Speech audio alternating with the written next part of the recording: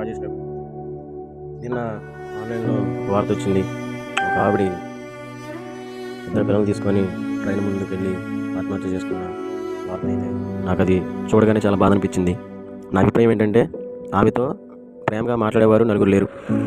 తన బాధని చెప్పుకొని తన బాధను తీర్చేవాళ్ళు క్లోజ్ ఫ్రెండ్స్ కూడా ఎవరు లేరేమో అనిపిస్తుంది. ఎందుకంటే చనిపోయేంత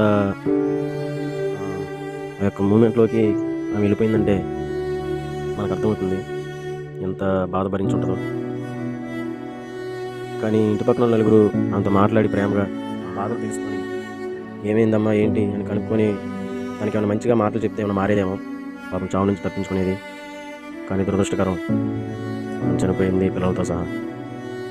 నా అభిప్రాయం ఏంటంటే, ఆమెతో మాట్లాడే వాళ్ళు ఎవరు లేరు, క్లోజ్గా ఆత్మీయ స్నేహితులు కూడా ఎవరు లేరేమో అనిపిస్తుంది. ఉంటే అలా చేసేది కాదు.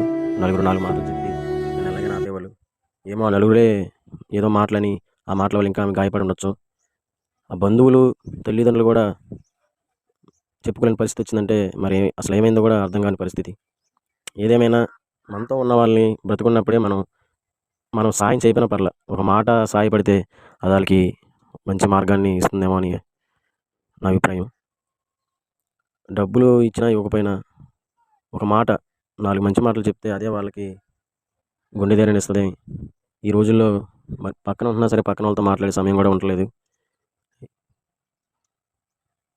ఇంకా బాధాకరమైన విషయం ఏంటంటే, ఆ పిల్లలు ఎంత బుద్ధిమంతులైతే ఎంత తల్లి చెప్పిన మాట విన్నారంటే చావులో కూడా తల్లిని వదలలేదండి.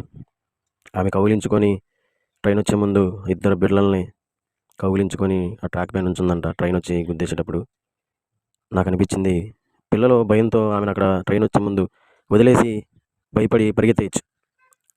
కానీ ఆ తల్లి మీద ప్రేమ గౌరవంతో అలాగే ఉండిపోయారు.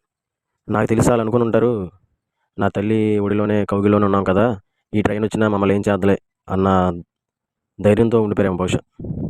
ఎంత బాధాకరమైన విషయం. దేవుడా, ఇలాంటి జీవితాలకి ఎందుకయ్యా నువ్వు తోడుగా ఉండవు? ఏదో ఒక రూపంలో తోడుగా ఉండి వాళ్ళ చావును ఆపచ్చు కదా.